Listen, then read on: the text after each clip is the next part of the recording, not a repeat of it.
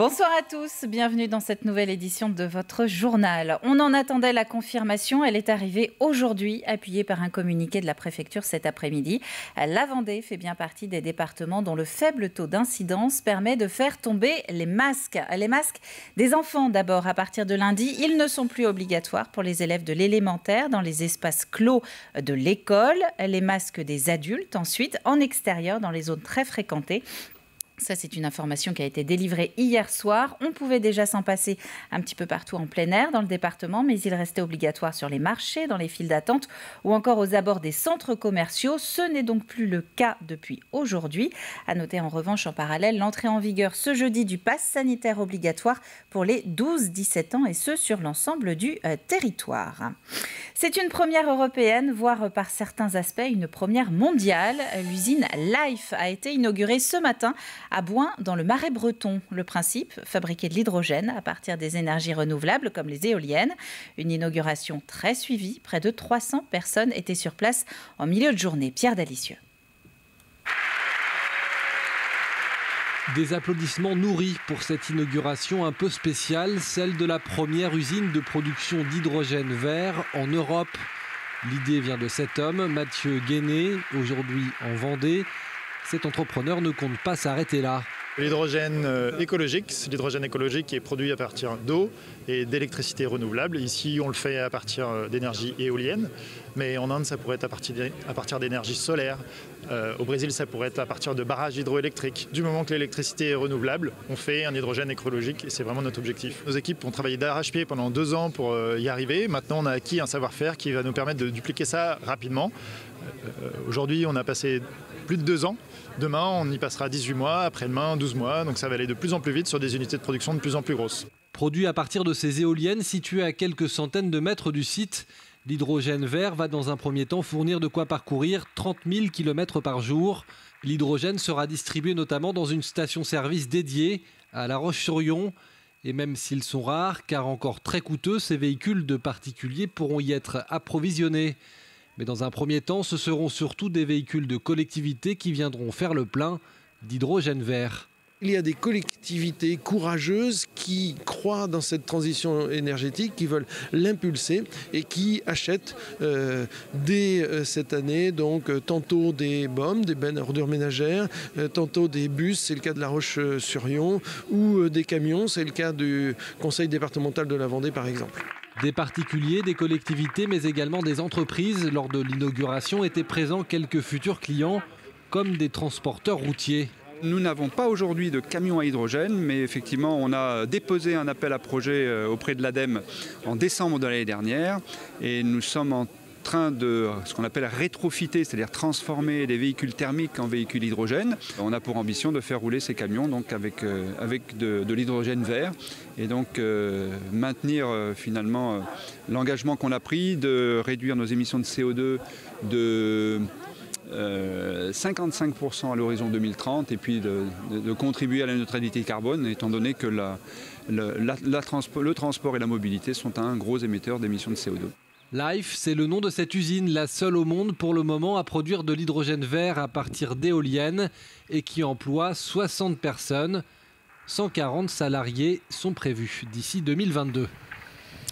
Ils en attendaient 175, seulement 100 sont pour le moment délivrés. Le Royaume-Uni accorde au compte-gouttes les licences aux pêcheurs français pour travailler dans ses eaux territoriales. Une démarche rendue obligatoire par le Brexit et qui tourne au véritable bras de fer entre l'Union européenne et Londres. Par répercussion, même si elle ne travaille pas au large de la Manche ou de la côte nord de la Bretagne, la Vendée, vous allez l'entendre, n'est pas épargnée. 75 bateaux, c'est énorme aujourd'hui, il faut quand même le savoir. C'est-à-dire c'est des bateaux qui vont soit sortir de flotte, ce qui n'est pas une bonne chose parce qu'on en a marre de voir des bateaux se casser suite à des péripéties dans ce genre-là.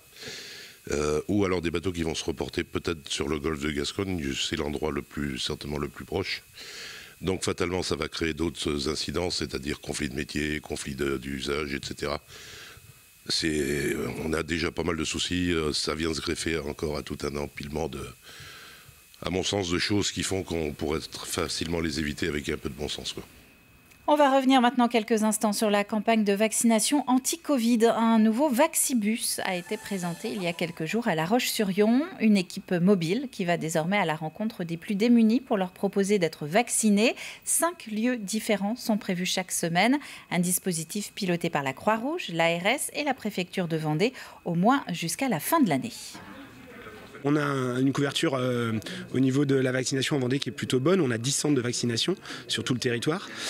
Cependant, on constate que ces personnes-là, les personnes dans la précarité, ne se déplacent pas vers les centres de vaccination. Et en plus, peuvent être porteurs de comorbidité. Donc tout l'intérêt d'avoir un dispositif qui soit mobile et qui puisse vraiment, dans la stratégie du gouvernement, aller vers ces publics. Solidarité toujours avec cette initiative pour répondre aux problèmes grandissants de la précarité étudiante. L'association Mayonnaise, une épicerie fondée par des étudiants du campus universitaire lyonnais, vient de proposer une bourse à la lingerie, des produits neufs donnés par l'association Féminité sans abri et redistribués aux étudiantes dans une salle de la bibliothèque universitaire à l'heure du déjeuner. Alexia Janet. Sur les tables, il y en a pour tous les goûts et toutes les tailles. Allez-y, vous pouvez rentrer. Merci. Il suffit de montrer sa carte d'étudiant pour profiter de ce midi lingerie et repartir avec une culotte ou un soutien-gorge sans rien avoir à débourser. Moi, je trouve ça super parce que ça permet aux étudiantes de pouvoir se procurer de la lingerie pour 0 € du coup. Et c'est pratique, ça aide, ça dépanne pas mal.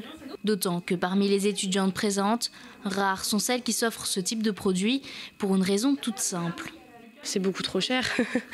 C'est beaucoup trop cher. À la rigueur, un petit cadeau de Noël par-ci par-là, mais ce sera jamais une dépense que je ferai par plaisir parce que c'est beaucoup trop cher. Pas forcément les moyens, donc on doit dépenser dans autre chose. Donc là, j'avoue que c'est pas mal comme concept. C'est avec ma mère quand j'en achète, sinon jamais. Tout ça coûte très cher. C'est vite 70 € à chaque fois, quoi. Donc c'est un budget. Pour l'année, en tout cas, pour une étudiante, c'est important. Des étudiantes au budget serré qui peuvent aujourd'hui profiter de produits neufs, prototypes ou anciennes collections. Derrière l'idée, des étudiants du campus, regroupés en associations, ils proposent déjà des distributions alimentaires et de produits d'hygiène. Alors en fait, c'est l'association Féminité sans abri, avec qui on travaille déjà, qui nous fournissent tout ce qui est serviettes hygiéniques, tampons et tout ça, donc qui coûte cher. Et là, ils nous ont proposé de la lingerie, alors évidemment, on a dit oui. Surtout les sous-vêtements, surtout la lingerie, ça coûte vraiment cher. Et c'est aussi pour se faire plaisir, et c'est déjà compliqué pour tout ce qui est alimentaire. Alors se faire plaisir de temps en temps, ça fait pas de mal. L'association espère pouvoir renouveler l'opération et lance d'ailleurs un appel aux dons. En attendant le prochain Midi Lingerie, c'est une distribution alimentaire qui aura lieu sur le campus le 7 octobre prochain. Plus de 190 étudiants se sont déjà inscrits. On a commencé par l'appeler la Journée nationale des vieillards. C'était en 1951. Puis la Semaine nationale des retraités. La Semaine bleue commence lundi. Ce sera sa 70e édition. Une opération à laquelle vont évidemment participer les résidents d'Espace et Vie à Bretignolles-sur-Mer. Une participation en chanson, vous allez le voir, puisque le groupe vient d'enregistrer son premier 45 tours pour l'occasion. Alix Solanos. Il suffisait de vous parler pour être apaisé. Ah, Espace et Vie. Ils ont eux-mêmes réécrit le texte des célèbres Champs-Élysées de Jodassin et sont particulièrement concentrés sur leurs feuilles. Tous, à l'exception de Christiane, qui connaît, elle, les paroles par cœur. Oui, parce que je vois plus clair. Alors je peux pas les lire, alors je les ai apprises par cœur. Et si l'on avait dit à Paul qu'à 89 ans, elle enregistrerait son premier 45 tours, elle ne l'aurait pas cru. J'avais pas du tout l'intention de rentrer dans une chorale parce que j'avais un petit moment que j'étais sortie. Mais enfin, j'ai dit que j'allais rester maintenant. Puisque j'y suis, j'y reste. Et on oublie tous nos soucis à Espace et Vie. Ce projet d'enregistrement, c'est Jessica, l'animatrice de la résidence senior, qui en a eu l'idée.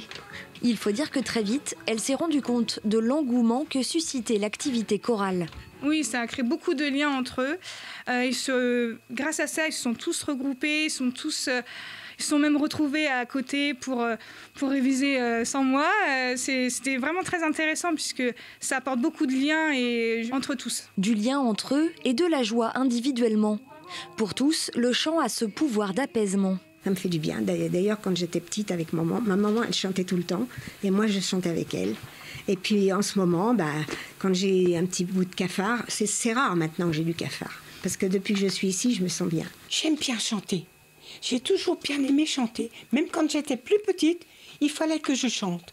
Alors maintenant, je suis une grande et je chante et j'aime bien. Ça fait du bien.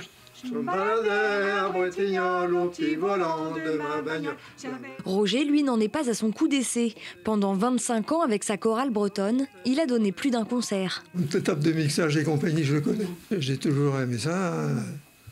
Mais là, on sent que là-bas, en ce moment, on a besoin d'être travaillé. L'enregistrement de la chanson sera dévoilé le 22 octobre prochain pour l'inauguration officielle de cette nouvelle résidence senior de Bretignolles-sur-Mer. Tous continueront évidemment à venir chanter et espèrent bien rapidement étoffer les rangs de la chorale avec de nouvelles recrues. Et puis si vous avez l'âme d'un mécène, direction la Villa Charlotte à la Chaume. La demeure est en cours de restauration et l'association des Amis de la Villa Charlotte vous propose d'y participer par le biais de son opération Adopte un meuble. C'est une cagnotte participative disponible sur la plateforme LOASO pour financer l'acquisition et la restauration d'une table coiffeuse ainsi qu'un pupitre à musique en acajou. Toutes les informations dès demain matin dans le prochain journal. Car là, c'est la fin de ce journal. Merci à vous de l'avoir suivi. Le prochain rendez-vous avec l'actualité vendéenne, donc c'est demain matin dès 7h dans la matinale avec Alexandre Debray. D'ici là, je vous souhaite à tous une très bonne soirée. À demain.